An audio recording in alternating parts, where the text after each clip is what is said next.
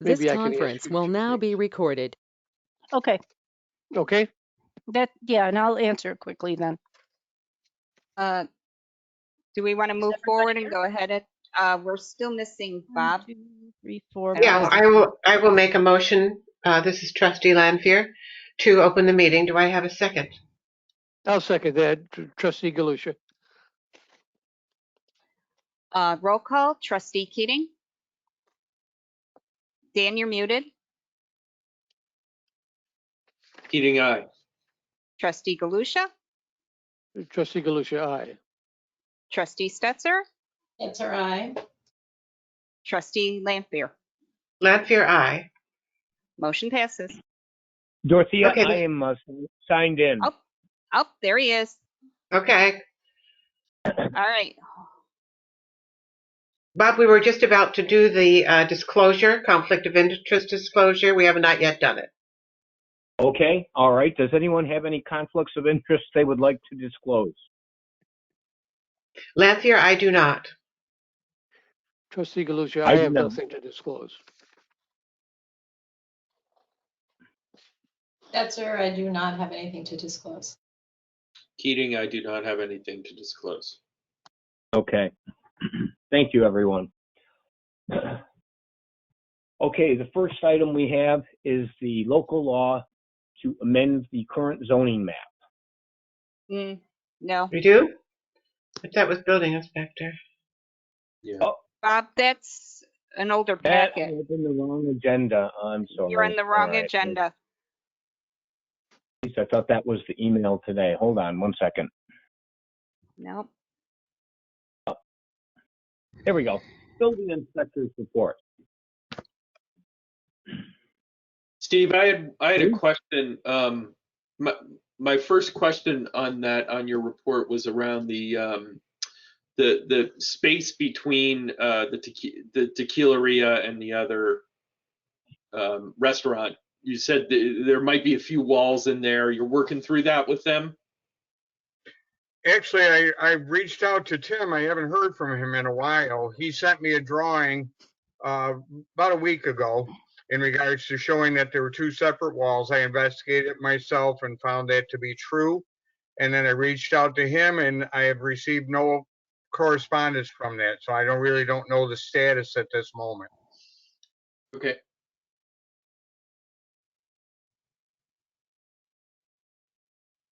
I didn't Anybody have else? any questions on it. Yeah. Anybody else have any questions on the report itself? Because I have a couple of items. I've got a question. Steve, towards the bottom of your report, you said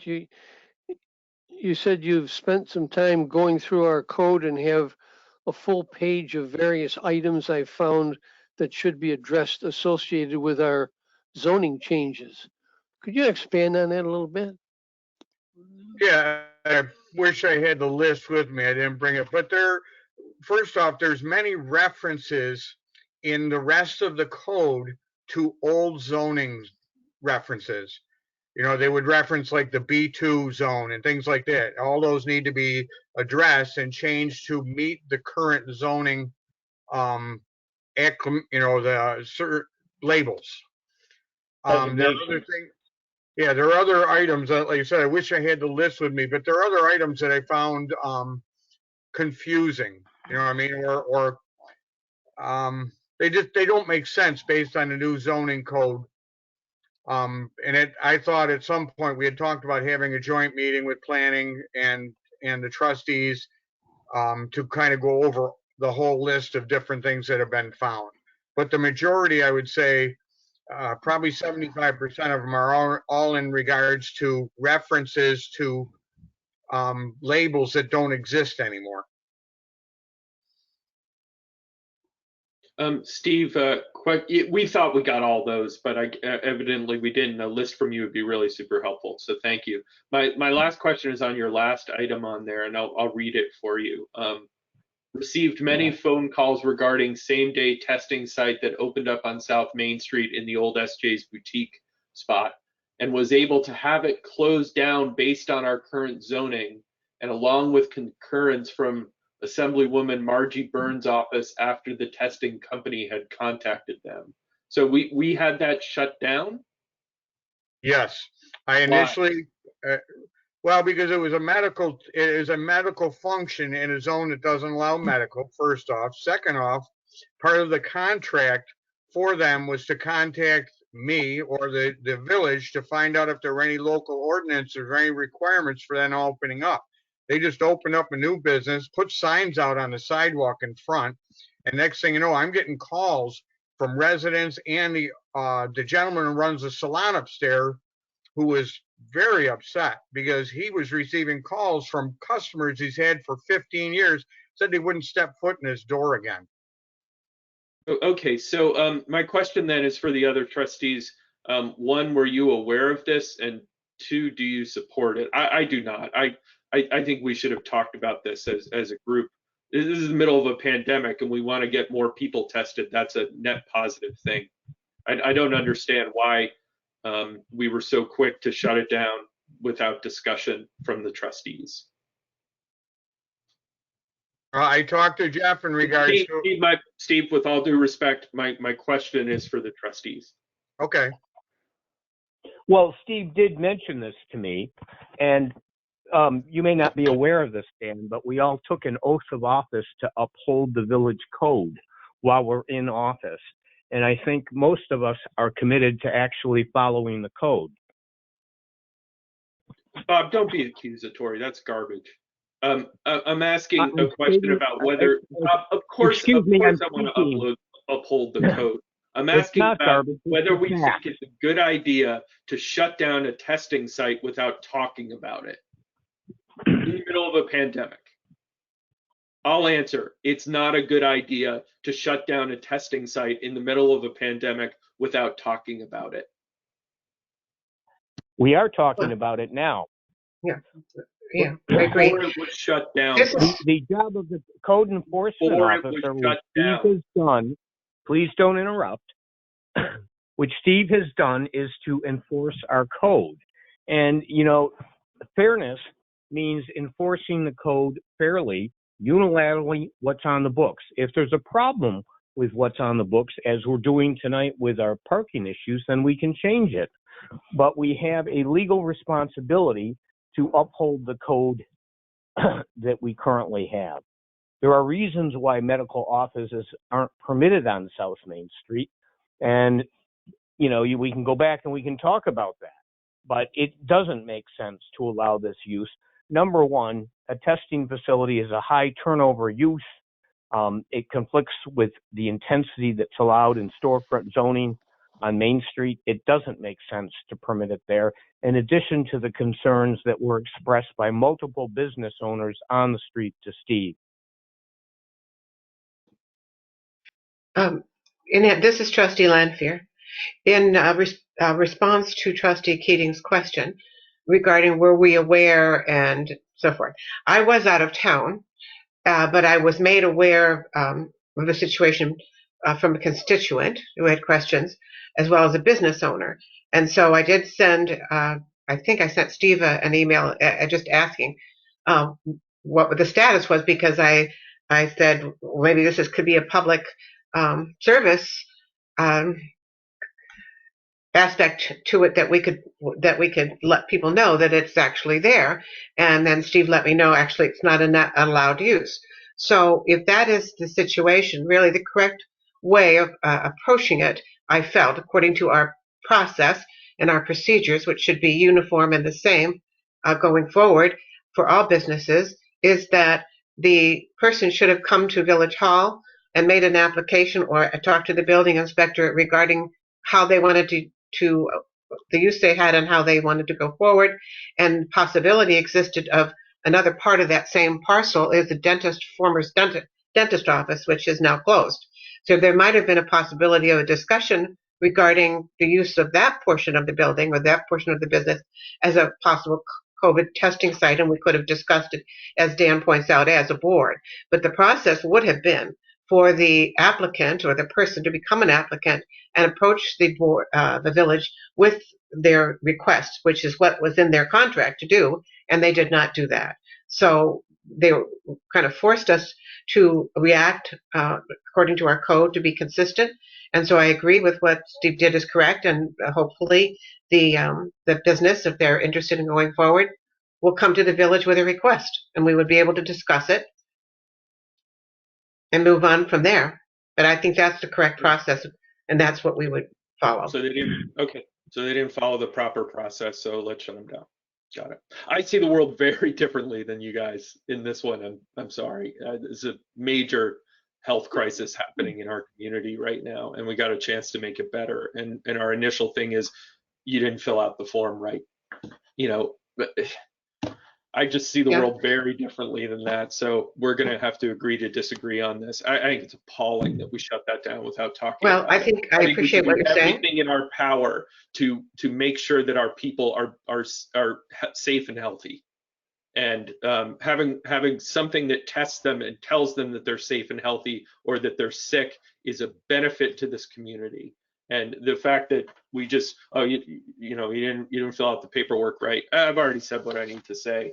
I just adamantly disagree with this, and you're not going to convince me that it was a good idea.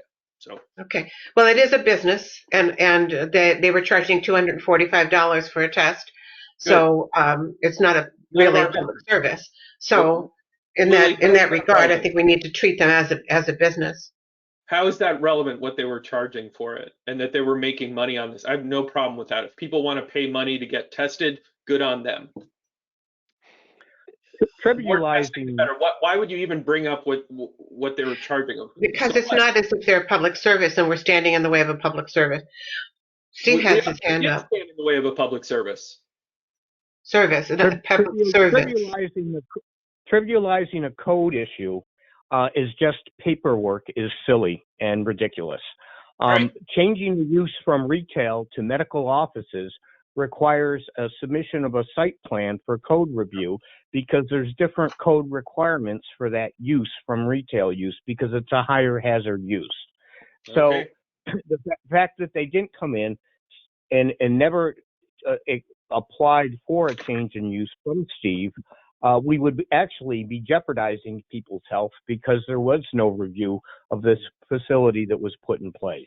Okay, so by testing people less and making it harder for people to get tested, we're improving people's health. That's the logic. Nobody's saying that. That's the logic you just put forward, Bob. We're just saying that wasn't an appropriate location for it to be located.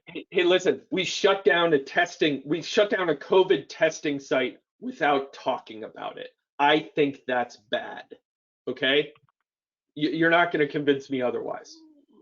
Well, and I think following the code is necessary, because we all took an oath of office to do that. Apparently, you disagree with that. Trustee Galusha I didn't say I disagree with that, Bob. I say that we should have talked about shutting.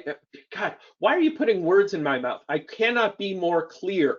We should not have shut down a COVID testing site in our community without talking about it in a public way. Don't put words in my mouth, all right? That's what I'm saying, period.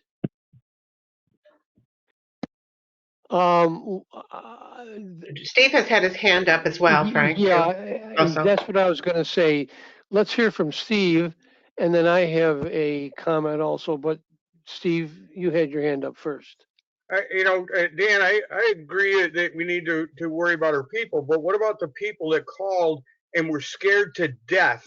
The fact that spot opened up on Main Street on the sidewalk, wouldn't walk by the front of the building. I was getting calls from families who've utilized that facility for 15 to 18 years, said they would never step foot in Igor's place again because that testing site was right there in front.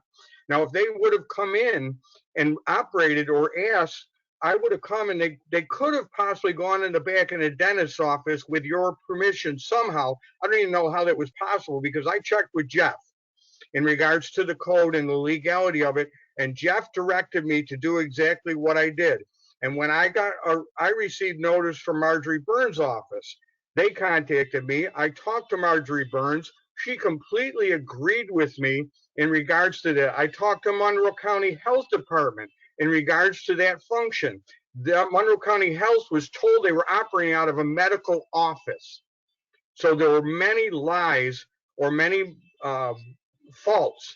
It wasn't just the fact that, I wanted to shut down the testing. So I did due diligence in checking with different people in regards to this before I ever took step to do anything.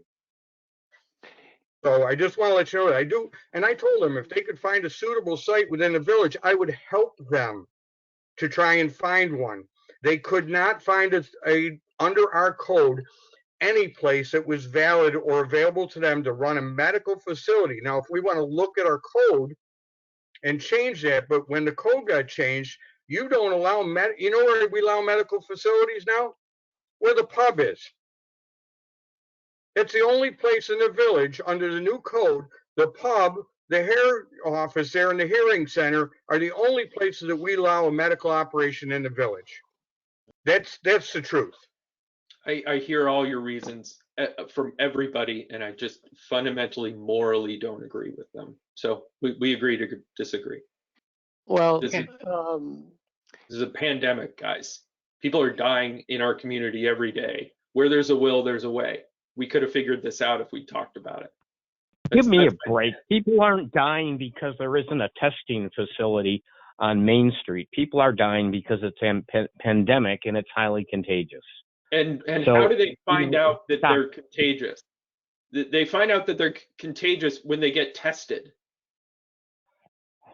With dozens of other legal Madness. This is sites. utter and complete madness. You guys just I'm not see going the to world argue about differently. nonsense. It's okay.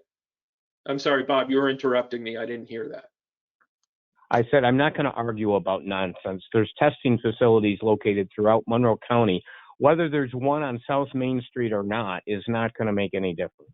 I disagree wholeheartedly and I want that exact statement in the notes. But it's not going to make any difference. I could not disagree more.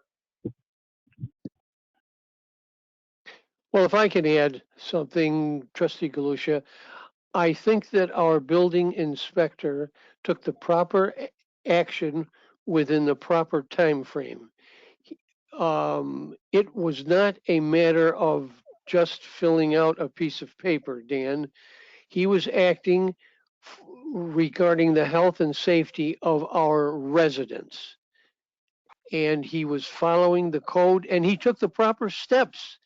He contacted the legislature. He contacted a lot of people to find out, to get a position as far as what was being done. So I would agree with his actions. There are plenty of places where people can get tested. So it's not a matter that this is the only place. There are plenty. So I believe Steve took the right action. Okay, I'm not talking about Steve. I could not disagree with what you said more, that there are plenty of other places that you can get tested. It is incredibly hard to get a COVID test. The more channels that we have to get COVID tests, the healthier we are as a community. Okay. Okay, come on, let's move on. Yeah, thank you. Steve, All what right, else do you have? All right, I would like, I'm been through the fee schedule, and when we get to the organizational meeting, I would like to make some changes.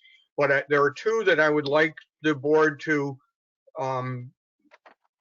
possibly take up tonight, because we've had some occasions of some sewer repairs in the village, and they require time and inspections. We do not have anything on the books for sewer repair. I would ask tonight that the board would add sewer repair commercial, $100, sewer repair residential, $50 onto the fee schedule. Have you been had a lot of requests to do this, Steve, or what's driving it?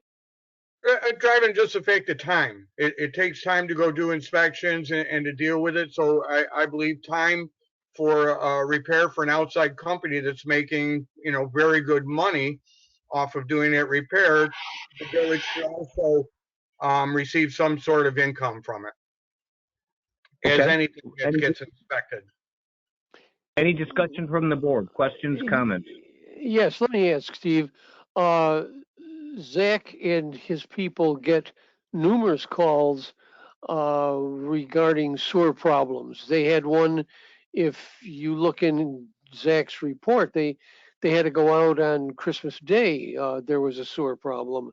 Now, are you saying that we charge a fee for that?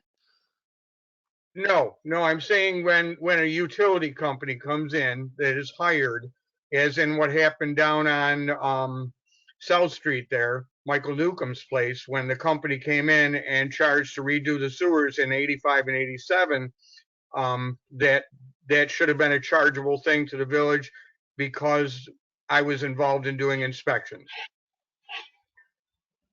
We don't charge ourselves, or we don't charge Zach. They get paid to do that through taxes to do that on time. But when an outside company comes in, has to dig up a yard and make connections and get inspected, I think that should be the same as anybody else running a job. Okay. So the residents would incur the cost, or the utility company would? Or whoever's doing the work? That depends. Any job, Renee, you could, I was a contractor for years, whether I paid for the permit or the homeowner paid for the permit, a lot of times it's arranged between, those parties. Okay. And so these are jobs that are on the owner's property, not village responsibility. So they've already done the work, and you have to come in and inspect to make sure it was done appropriately, just like you had to come to my yard recently to check out that my work permit was done appropriately. So it's the same kind of thing, except right now we're not charging for that kind of work. Correct. It's a contractor coming in and doing work in the village and making money off it, and us having to go do inspections. But then you have to do the inspection still regardless. So you're saying right now it's taking time from your schedule and your other work. Okay. I understand now. Thank you. I think Zach had his hand up. Zach, you want to Go say ahead, something? Yes, I just wanted to ask if there was going to be a difference between making a connection to the sewer main versus just a repair to the sewer lateral, Steve. What do you mean, Zach? I guess I'm not understanding that. In regard to having to get a permit and also a cost for getting that permit associated with either the connection to the main or just a lateral repair in general. I think anytime an outside contractor comes in, unless we hire the contractor, obviously we don't, you don't pay or charge that contractor because we hired it, but any sewer work that would happen on a private property by a contractor, I would think would need a permit. Is that policy right now? No, it's not. No. Remember, we just dealt with that with Newcomb's place there. That's why this came up. And anytime that they do anything to the sewer system that could jeopardize the sewer main, which is going to create trouble for anybody downstream from these residents, there should be a documentation of it of some sort. So having a permit in place for that reason alone, especially if they're making a connection to the sewer main, that should be documented with, And we should be provided insurance and guarantees the same as any other job or any other resident would be. Yep.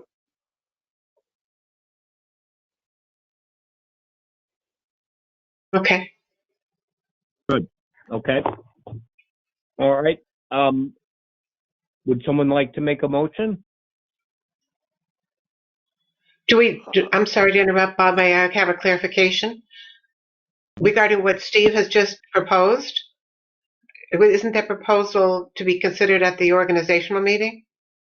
Well, we could do it then, or we can amend the organizational minutes at any time. I see. Do you think that this is time sensitive, Steve? Or do you think we have some time to consider it? No, you can, there's not, it doesn't have to be done today, Lily. It's just, I know before we made some changes to the fee schedule as needed when I first came in. I mean, we made some during an organizational meeting, but we also made others based on trying to catch up with where everybody else was. So Sure. it's at the board, it's at the board's discretion. Can we add it to our organizational meeting then? Just add it to the new fee schedule there? We could just delay it and then make the change when we adopt the new minutes, but Dorothea will have to keep track of this so we don't lose sight of it. I'll keep it on the list. I'll just keep it on the list. If we want to wait, I'll just keep it on the list with the other fee schedule changes that I propose at the organizational meeting. That would be great. I would appreciate that. To do it all at one time. Right. Anything else, Steve? No, thank you. All right, Zach, would you like to talk about the DPW report? I know my report was turning a little late. I don't know if you guys have had a chance to read over it, but yeah. If anybody has any questions. I do. Can you go over the schematic for the bump outs that are, or the one bump out that's going to be going in on Main Street and Church? And I can't, with Bob on here, I guess, I'm wondering if they've made any changes since our last meeting, or is this exactly what they originally proposed? For me, this is the first that I'm seeing it. It looks like everything should be pretty much cut and dry. Looks like a couple of catch basins are going to be moved or abandoned and relocated. I don't see any problems with the locations of them, as they're not in direct way of the curb ramps or where anybody would walk. So I think they're good locations. The crosswalk's going to move to the other side of Church Street, and I don't see any issues with this one compared to the one that was on State Street. So okay, I'm good with this one. And will they just paint over the old crosswalk so it's not confusing, or does they usually grind them out. They usually grind them out, Renee. Yeah, once they'll probably get rid of it through grinding it out until they go through and actually mill the whole road up. Do the resurfacing. Okay. They'll stripe everything. Yeah. Hey, Zach, in your report, you talked about, I'm sorry, Renee, are you done on that topic? I wanted to know when they were going to get started. That was my last sorry. question. And I'll hand it back to you after that. I think the initial construction for doing the bump outs and sidewalks and stuff like that is going to start this spring. But I have not been in contact with them, and I don't know their schedule. So I don't know if it's going to be in tandem with the bridge repair or not. So I can't really say for sure when. Yeah, they did say at our last meeting that they would kind of be fitting those in, that they'd be around the same time, but that they weren't necessarily tied to the bridge reconstruction. But okay. So it sounds like we're still on schedule, that they're going to start up this spring with that, or summer maybe. Just don't know. It's happening. Sounds like Zach, in your note, you in your report, you talked about a Christmas Day call on 28 and 31 about the sewer at 10:30 at night. Just wanted to know who from the DPW responded to that so we could give them a special thank you, because that Christmas night sewer backup, like, that is heroic work. It seems to happen every other year too. So I get the call, and then I start calling around to see who's available. This time it was Brad who initially went out and did the inspection, found that the sewer was backed up.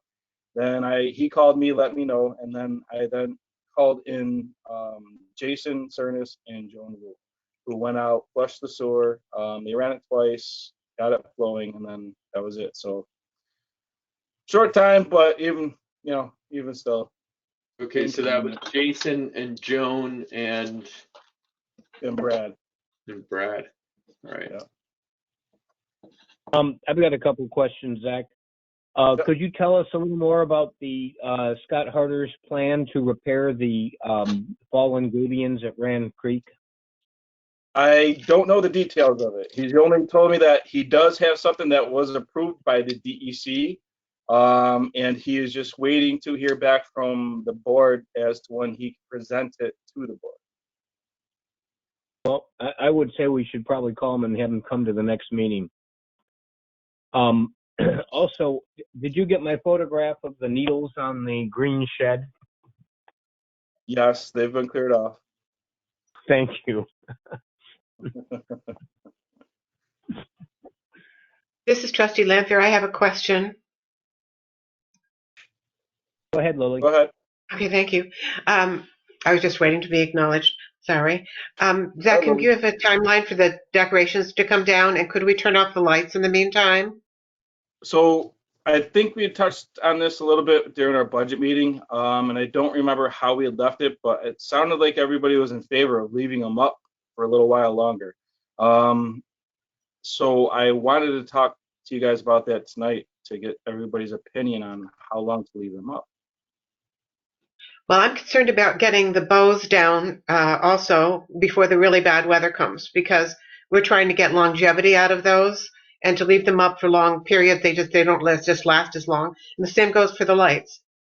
You know, they have a certain amount of hours that they're good for, and so in order to conserve on that, I think once we pass the Epiphany and all of that, I think that my feeling is it'd be fine to take them down. That's my opinion. Okay. I would like to have another year's use out of them. Understandable. So that's my opinion. I'll leave mine Okay. up down on Monroe to make up for it. I'll just leave them Okay, up. thank you.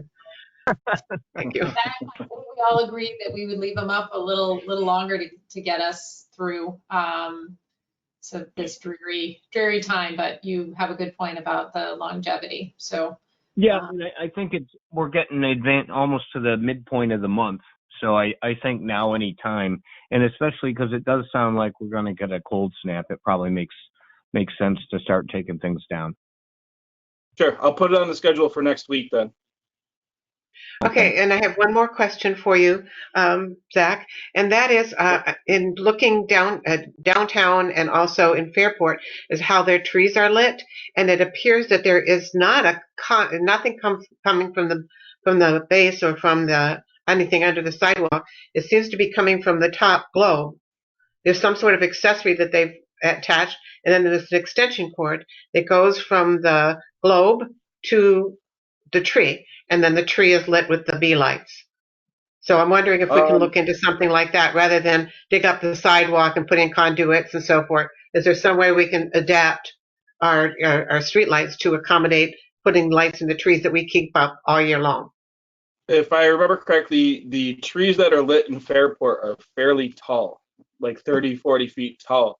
So the trees that we have, except for the two that are down by, 2 or 3 down by 1 Gene, I don't know if that's still there or not. But down at that end of South Main, the rest of the trees are fairly small and low. So anything that we go from if we were to run an extension cord from the top of the lamppost over to the tree, it's going to be a problem for any cars or that are. If you take a look at the way they've done it, as I said, downtown Rochester and also in Fairport, it doesn't seem to be an impediment at all. I mean, the trees they're not much taller than what we have, and it's from the top of the globe to the top of the tree and then wound down. It doesn't seem to be a problem. If you get a chance, take a look and you'll see what I mean. They don't seem to be in the way of anything. It goes along the sidewalk. It doesn't go across the street. Okay, I'll take a look at it. Great, thanks. Yep. That's all I have. All right. Okay, Jeff Turner, are you here? I am here. Do you have anything to report? Nothing of note other than the day-to-day stuff that goes on and we take care of. Okay. I should mention here that I did talk to Dan Spitzer this afternoon. He sent out a proposed list of conditions incorporating input from the two boards. Wanted our comments, so after you read that, if you would forward your comments to Dan Spitzer. Okay, thank you. Treasurer's report. So we just forward, before you move on, sorry, Mary. We just individually send Dan our comments or questions off of that Yes. document. Yes. Okay. Yeah. And please CC the other trustees on all the comments. Sure. Yep. Good to go?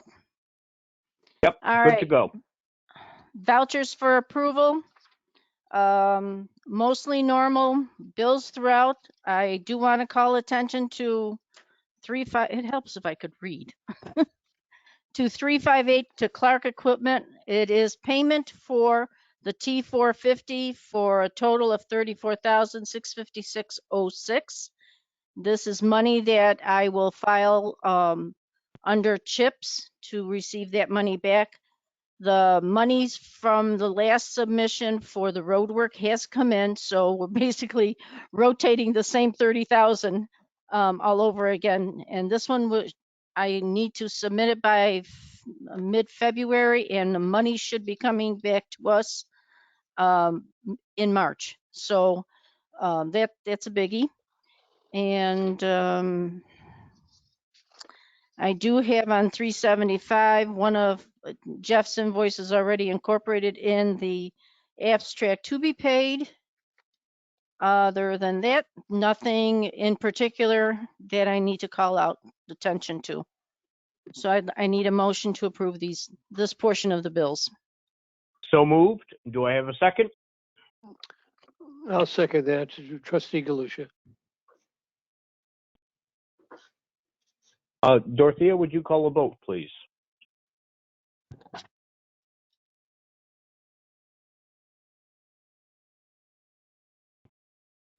Dorothea, you're muted. Oh, there we go. Trustee Keating, Keating, aye.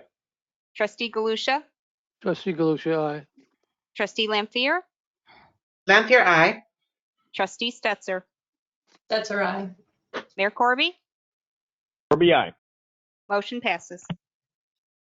Okay, next on my agenda is the attorney bills for approval. I did receive from Dan this afternoon approval to pay for Osborne Reed.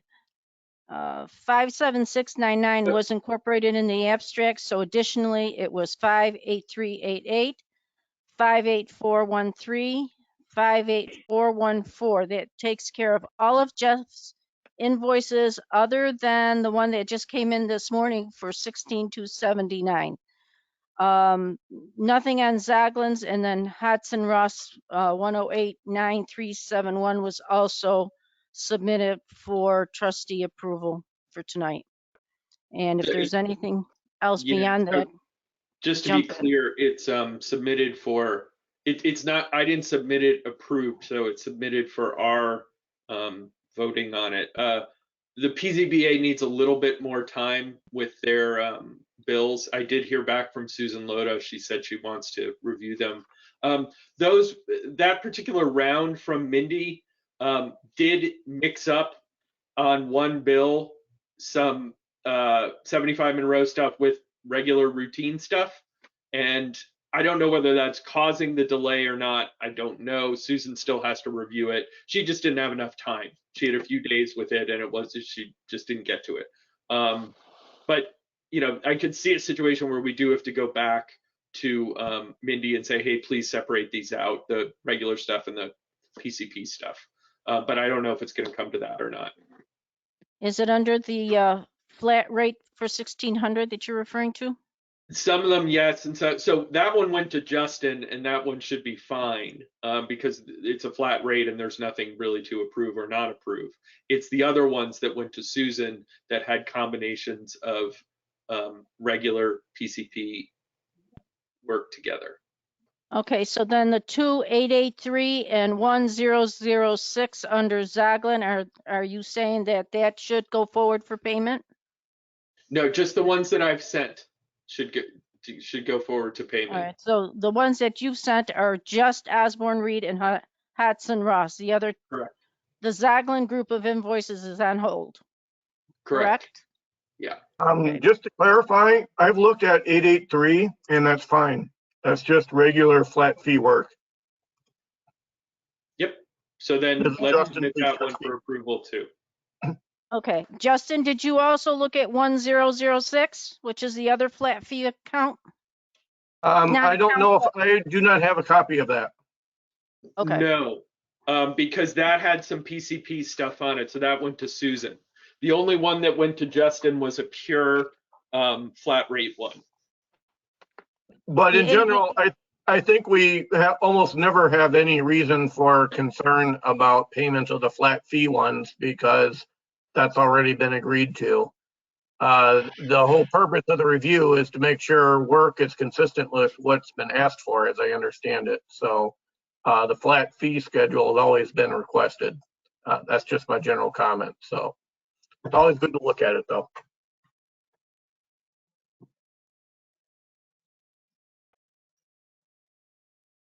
okay, then I would need a motion from the board to take care of Osborne Reed 58388, 58413, 58414, Hodson Russ 1089371, and Zoglin 883 at this point. I'll make that So motion. moved. Okay, and I'll second Dan's motion. Okay. Dorothea, roll would you call? call the vote, please? Yep. Thank you. Trustee Keating, Keating, aye. trustee Galusha, Trustee Galusha, aye. trustee Lampier, Lampier, aye. trustee Stetser, Stetser, aye. Mayor Corby. Corby, aye. Motion passes. Okay. Moving on, I have the December books for you. I think it's safe to say we can jump over to the detail of revenues. Everything's on the revenues is coming in as expected. No concerns. I'm very pleased with it. Under page 2 of it, under account 3501, we've already received 32,000, which is the CHIPS money I mentioned a few minutes ago. We have a budgeted balance of 35,658 that will be used up or brought forward to us once we receive the monies back from the second submission. So I'm good there. Revenues at 1,250,530.80. Expenses were at 828,929.88, giving us a difference of 421,600.92 for year to date for us at this point. So we're good in that regard. But going over to the expenses, next page out, I have a few that I do have concerns with, which lead to my budget transfers. There are categories that are in the negative right now, and all I'm trying to do with the budget transfers is to make them positive. I need to take these December numbers and move them to the budget program so that next week when we start working on the numbers, you have a better picture of where we are on the year-to-date numbers. So that said, the negative categories that I have checked in there are ones that I need to have covered and what I had applied in the budget transfers. The two big ones that I'm using for right now, and all of these may be subject to change later on as we progress to the year, but for the moment to try to get us through, I'm using all the monies in the contingency fund to basically cover all the monies that we are short under the drainage category 8540.4. That was a total of 29,885. That's for repairs that we had done on Locust Street, South Main, in front of the Village Hall. So that was a big chunk of change that we were not planning on. When we initially were talking about this in the beginning part of the year, we were talking about maybe breaking the CD that we have and applying the monies from there. But right now I was looking throughout the budget that we have and trying to cover it with the monies that we do have within this year's revenue, as opposed to breaking that CD. If push comes to shove by the end of closer to the end of the year, then we may have to still do that, but I wanted to cover the negative balances just mainly for the purpose of budget preparations next week. So that said, if you have any particular questions, before I go there, the general unreserved fund equity for the general fund is at 602,637 for year to date for us as of December 31st.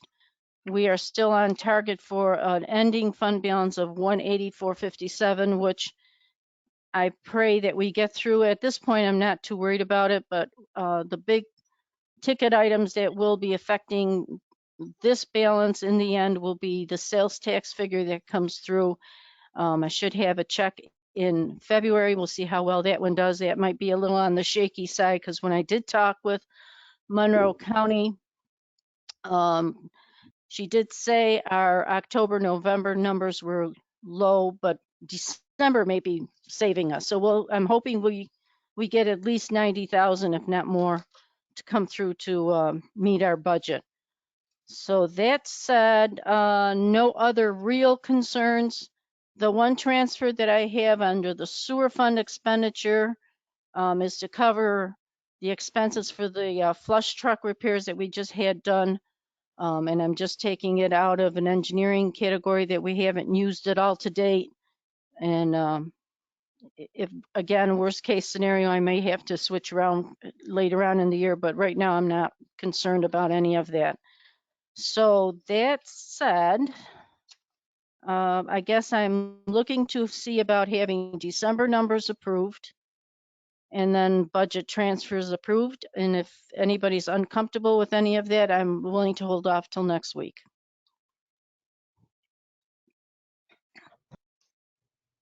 I'd prefer to review in our budget meeting. It's fine. Lots to That's what the digest. consensus of the board is. It's fine.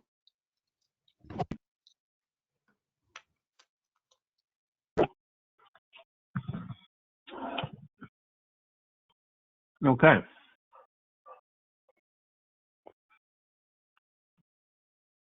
Other than that, I have nothing else to report. Okay, thank you.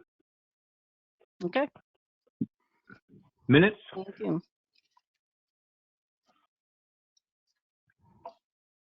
Okay, you received several copies of minutes. I apologize for the abundance, but we are officially caught up and January 6th is actually almost done. So we're moving along swimmingly. Okay, let's start. Let's see, the first set. Okay, September 22nd, 2020.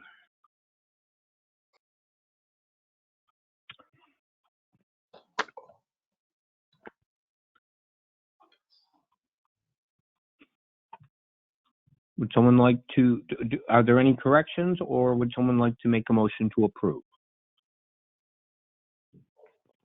Trustee Lampier, so moved. Okay, I'll second that. Dorothea, would you call a vote, please? Sure. Trustee Keating, Keating, aye. Trustee Galusha, Trustee Galusha, aye. Trustee Lampier, Lampier, aye. Trustee Stetser, That's all right. Mayor Corby. Corby, aye. The minutes of October 13th. Any corrections? No. Okay, if there are no I'll make a corrections, motion. then, okay, I'll second your motion, Frank. Dorothea, would you call a vote, please? Trustee Keating, Keating, aye. Trustee Galusha, Trustee Galusha, aye. Trustee Lampier, Lampier, aye. Trustee Stetser, That's all right. Mayor Corby. Corby, aye. October 27th.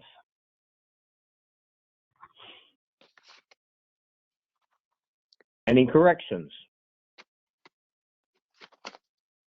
I'll make a motion to approve. Do I have a second? I'll second that. Trustee Galusha. Dorothea, would you call a vote? Trustee Stetser, That's our eye. Trustee Keating, Keating, I aye. did.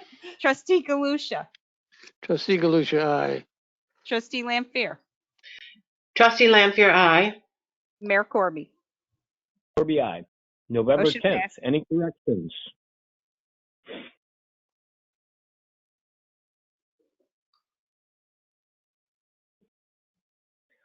Seeing as there are no corrections, I'll make a motion to approve the minutes of November 10th. Do I have a second? I'll second that, trustee Galusha. Dorothea, would you call a vote? Absolutely. Trustee Keating. This is the one that I mostly missed, so I'm going to abstain on this. Oh no, Okay. it was the 18th. So I'll say yes on this. It was the 18th that I mostly missed. Okay. All right. So yes on the 10th. Okay. Trustee Galusha. Trustee Galusha, aye. Trustee Lampier. Lanfear, aye. Trustee Stetser. That's all right. Mayor Corby. Corby, aye. Minutes of November 18th.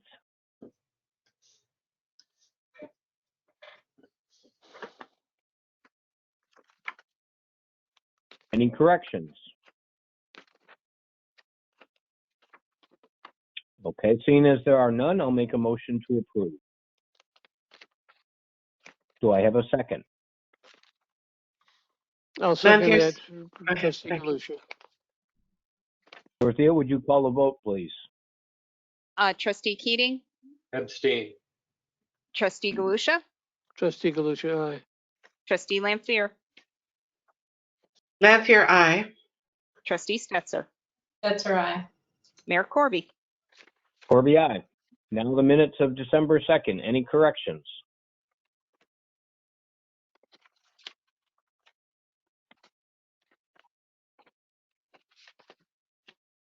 I'll make a motion to approve. Do I have a second? Lanfear, second. Dorothea, would you call a vote again? Trustee Keating. Keating, aye. Trustee Galusha. Trustee Galusha, aye. Trustee Lampier. Lanfear, aye. Trustee Stetser. That's all right. Mayor Corby. Corby, aye. Motion passes. Okay. The minutes of December 8th. Any corrections?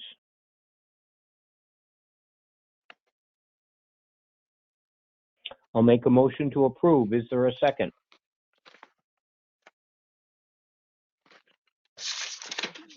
Trustee Galusha, seconds it. Thank you. Dorothea, would you call a vote? Trustee Keating. Keating, aye. Trustee Galusha. Trustee Galusha, aye. Trustee Lampier. Lanfear, aye. Trustee Stetser. That's all right. Mayor Corby. Corby, aye. Motion passes. Thank you very much. And thank Lot you, of work. Dorothea. This was this was really amazing amount of minutes. The Amazing. book will be coming out in hardcover next week. Good thing we didn't print the agenda tonight, right? Yeah.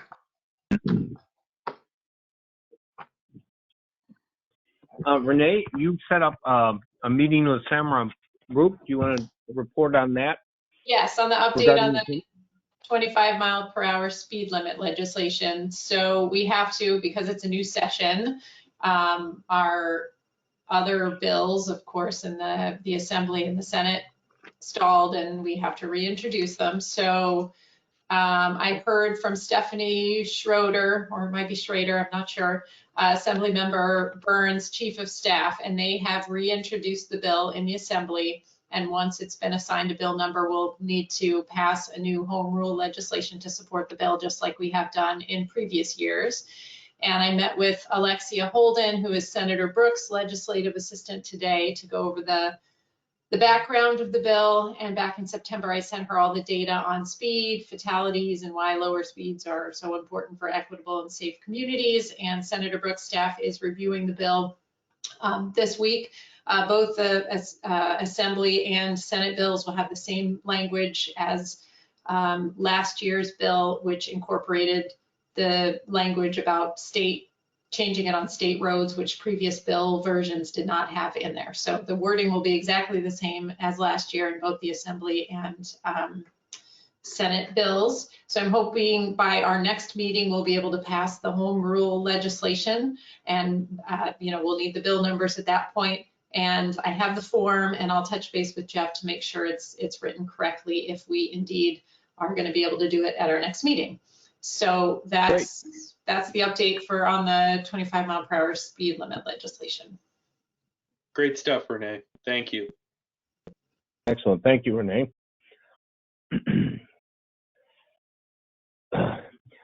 All right, we have any updates on the upcoming public hearings, Jeff? Is there anything you want to report on that?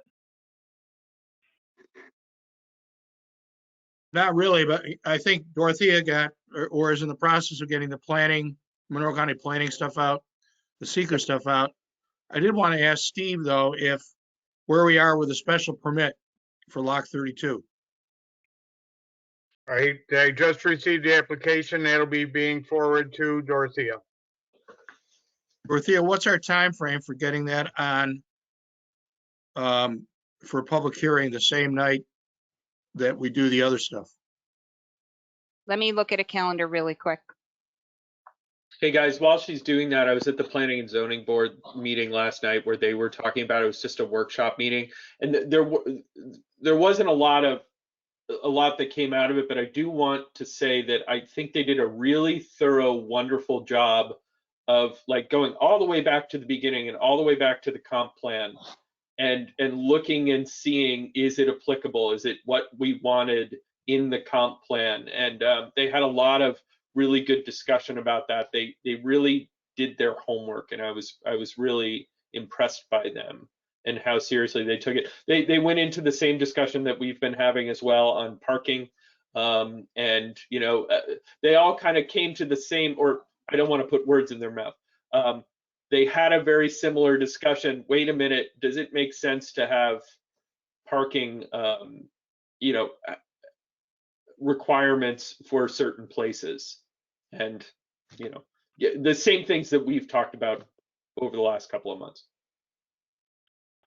I also wanted to report, I spoke to Justin just before this meeting, and he shared that they had some concerns about the perpendicular parking spaces and had spoken with Jennifer Collins about possibly having parallel parking there where they would lose a few more spots, but you wouldn't have the cars backing into the street, and it might provide space for a sidewalk that would connect the sidewalk at Lock 32 with access over to Aladdin's. So that is just one concern that they did identify at their workshop yesterday. Okay, is that it on that? Steve's got his hands up. I don't know if you can see. Go ahead, Steve. I couldn't see your hand. I just wanted to say, Justin and I had talked also today in regards to the parking, because we really need to keep a handicap space on that side of the road. I think it's very important. So parking parallel to the road does not work. You cannot have a handicapped person coming out the left side of their car on, where traffic is. That just, to me, it's not a very safe and proper function for that. So I did talk to Jennifer today, because as Dan said, the planning board was very good and has been very good about this whole process and trying to figure out what's best for down there. I believe that Jennifer is going to come back in and change it to where there's only 2 handicap spaces over there, and then shift things a little bit and have a little more green space. So it's a little more person-friendly area, a little more open space, allows a larger section of green space, which will allow a larger tree, which is one of the things that the planning board had suggested also. So she is making some slight changes, based on what the planning board suggested last night, and should be within the next couple of days coming in with a final iteration of where the parking is. So my suggestion to her would be to put just 2 pure handicaps over there, no other parking, increase the green space. I think it's a better option, allow 2 spaces over there for anybody who wants to utilize that side of the street, and doesn't have to cross it in a chair or with with any kind of device. that makes sense. Anything else on that? I guess that's probably it. Yep. Actually, there was a question proposed about the timing for Lock 32. If they have their special permit and we speak to it at their next meeting, it can be heard the same night as the legislation proposed on the special meeting night on the 16th. Oh, okay, good. That will work timing wise. Great. Steve, do you want to report on the HPB's discussions of last night? I think overall the HPB was very positive. They were very supportive of it. They all thought it was a great idea, great for the village, great for the businesses. I think overall there were a couple, certain people had little tweaks, but overall I think, as in this board and the planning and zoning, I think for the community, people realize that this, I believe, will be a good thing for the community as a whole. Right. I guess we'll move to our last item, which is the State Street Bridge closing. I've been playing phone tag with Justin Guerin there, so I probably will have something to report as soon as we actually are able to talk, and I will share it via email with the board.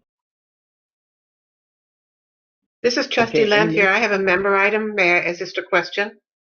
I was just going to bring it up now? Go ahead, Lily. You have the floor. Thank you. Dorothea, have we had any information regarding the annual mayor's banquet or whatever, dinner or whatever they call that happens in February? Actually, you're right. It happens in January, and we normally would be looking at this weekend. I think, though, there was discussion after last year's and that blizzard that hit right before the dinner, and it kind of stopped a lot of people from attending, that they were looking to start holding it in the spring. But I'm given the pandemic, I'm going to guess Bob will know better. I'm going to guess that they're not going to have one this year. Okay. I asked the question because I thought we were pretty much due to host sometime soon. So I wanted to be aware that we were letting people know what the plan was. Yep, not yet. I have not been informed of that yet. No, nothing is scheduled, and based on the December meeting of the mayors, it appears that we're probably going to pass on a banquet for this year. Okay. We're not hosting, so we don't need to send out a bulletin to let other municipalities know. Okay. Thank you. Nope. Okay. Any other member items? I'll make a motion. So I have go ahead. two that were on that I had Dorothea add to the agenda. The first is the Hopper bike share. So Hopper is the name of the company doing the bike share. I met with Sarah and Chelsea from Hopper on Monday to go over the draft agreement, the tentative station locations, and the next steps for our village and town boards. And I have a meeting with Supervisor Smith tomorrow to go over everything. I'll send the agreement to all of you to look over, even though it's in a very draft form at this point. It'll have my questions in red from the meeting on Monday on certain sections and the answers that I received during that meeting. And I'm still waiting on one or two questions, but that's all reflected in what I'll send you.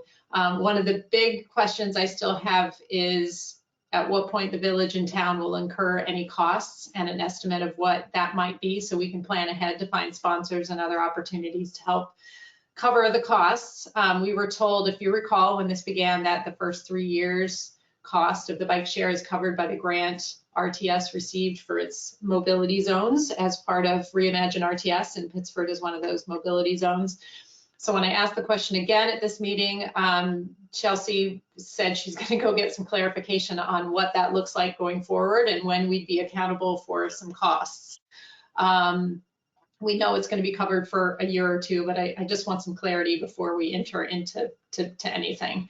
Then the other unsettled item is they still need to talk to Towpath Bike about where the station should go on Shane Place, so that it wouldn't impact their rental business model or, possibly even partnering with them. And when this whole thing started, they were still at their old location. So I'm not sure if this is still going to be an issue now, but I'm not comfortable moving ahead with a station, confirming a station on Shane Place until they talk to Towpath. So they're going to try to do that this week or next week. The other item you'll see when I send you the agreement is insurance. They've got a pretty substantial insurance policy that they cover, and I asked if this is enough for most municipalities, and she said the only people who are the only entities that have taken out bigger or additional insurance are cities with a lot of bikes at a super big bike share. We're only going to have 30 bikes in Pittsford, so it should be more than, the insurance should be more than adequate, but I just want other eyes on that since that's not my area of expertise. So now to the fun details. We have, originally there were going to be 4 stations, and at our last meeting, you all said it would be really groovy if we could have one in front of Village Hall, which I agreed with.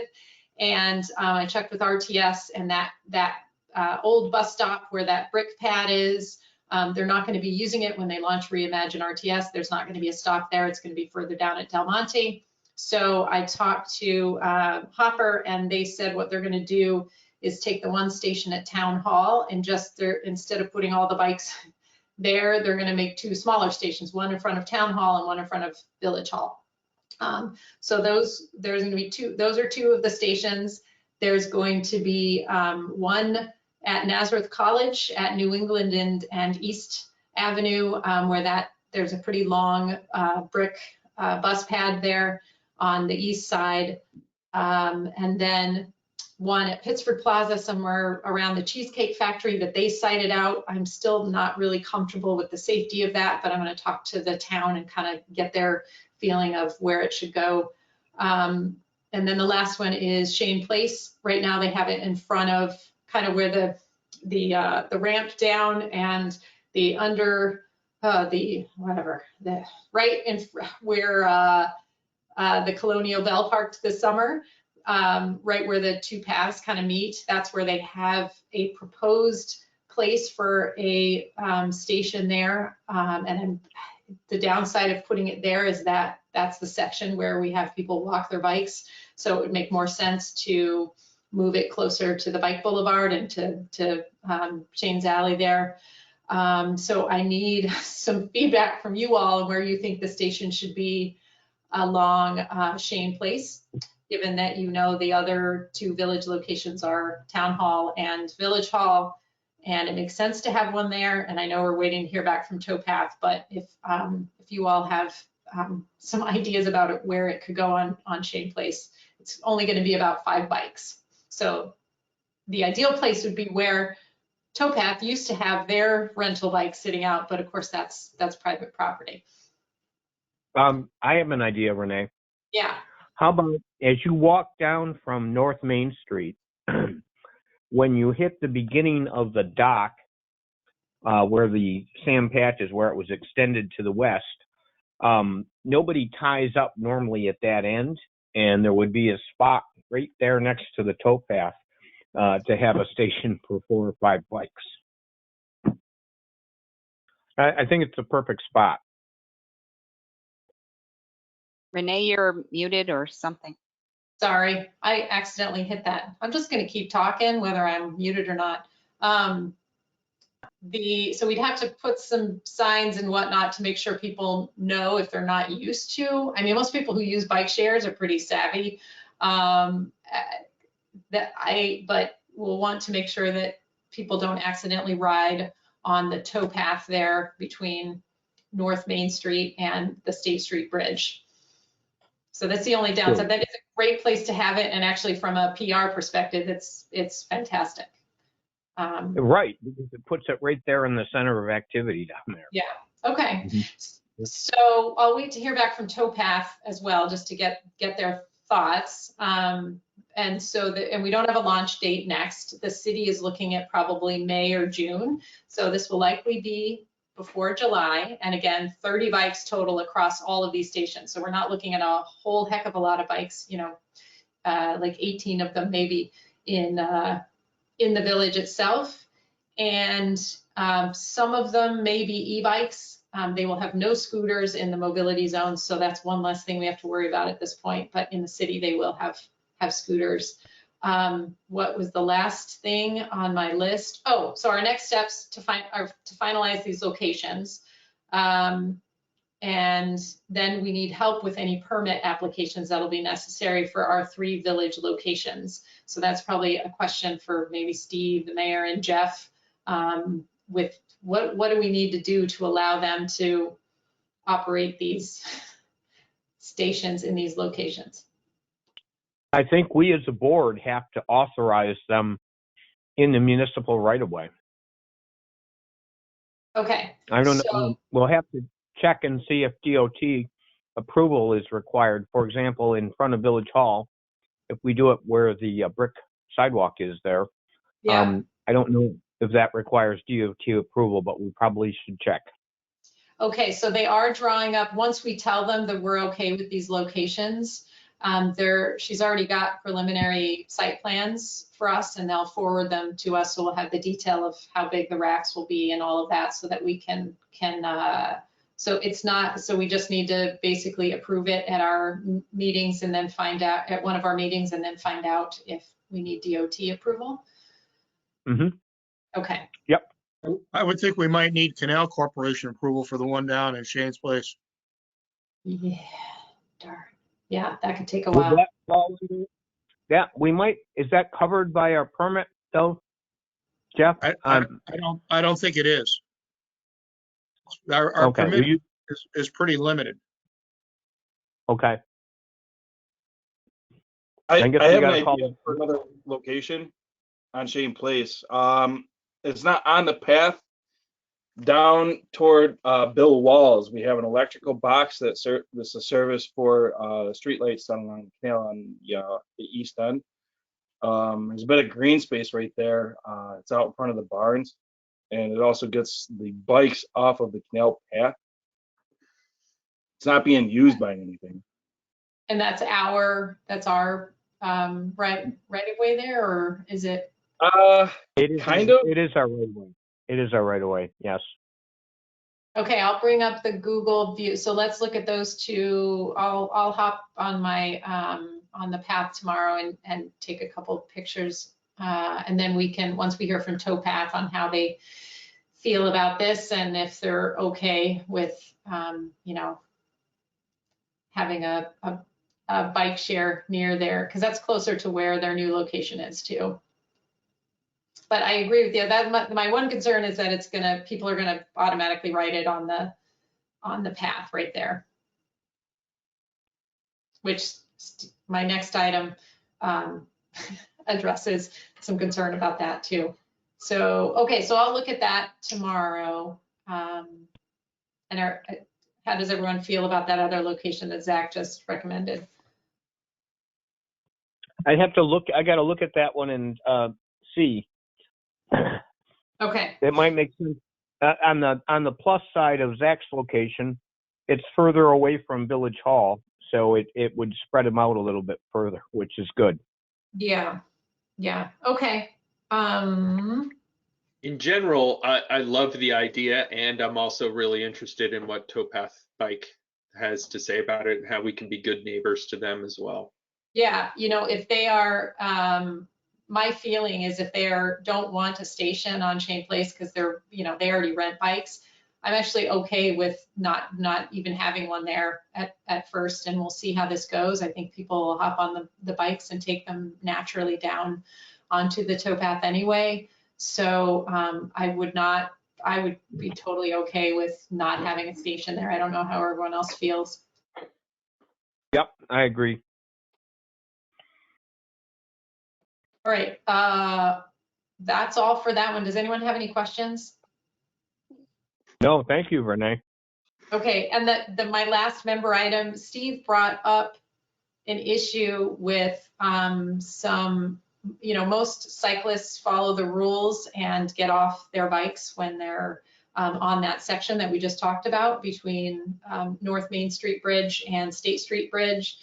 And, there are even reminders to get off and walk your bike. And he said he had a confrontation with an angry cyclist the other day, or maybe it was last month. I don't even remember, Steve. But he wanted us to look into any ways we could if we needed to do something to remind cyclists that they need to hop off. I don't know if that was just a one-off. There are plenty of jerky people, regardless of their mode of transportation. And so I don't know if it's a widespread problem. Steve mentioned that there used to be a bollard or something right when you came off of onto the towpath after North Main Street, yeah. right there. And someone removed it illegally, but it forced a neck in the towpath, and it really, you couldn't just zip through there on your bike. You really almost had to slow down or go very slowly to get through it. So it was like traffic calming for bicyclists. Yeah, so I don't know how widespread. I've never had any problems there. My kids get off their bikes and walk, and now that they're old enough, they go over to the bike boulevard. So I haven't seen a lot of cyclists, but Steve apparently has. So I don't know how urgent this is. It is a problem. I've had a number of people complain about it. Yes, that's what I was going to say. I've had 2 incidents myself with bicyclists where I said something to them. One basically tried to run me over. And then I've had 2 different residents send emails in regards to it that they were very upset that bicycles buzzed them while they were, one was an older woman and another one was a lady with a baby in a stroller. Okay, so Zach, I touched base with Zach and he said it wasn't like a permanent bollard. It was almost like what we had sitting out for the yield to pedestrian sign. Was it like that? And it was just bolted in? That's the one I remember, but it sounds like there may have been a different one. There was. So the one that I can remember, it was down closer to where the Y is, east of the North Main Street bridge, and it was on a spring and it was bolted down in the middle of the path, and it was just basically just like the pedestrian signs in the crosswalks, and it was just a reminder for people to get off their bike and walk.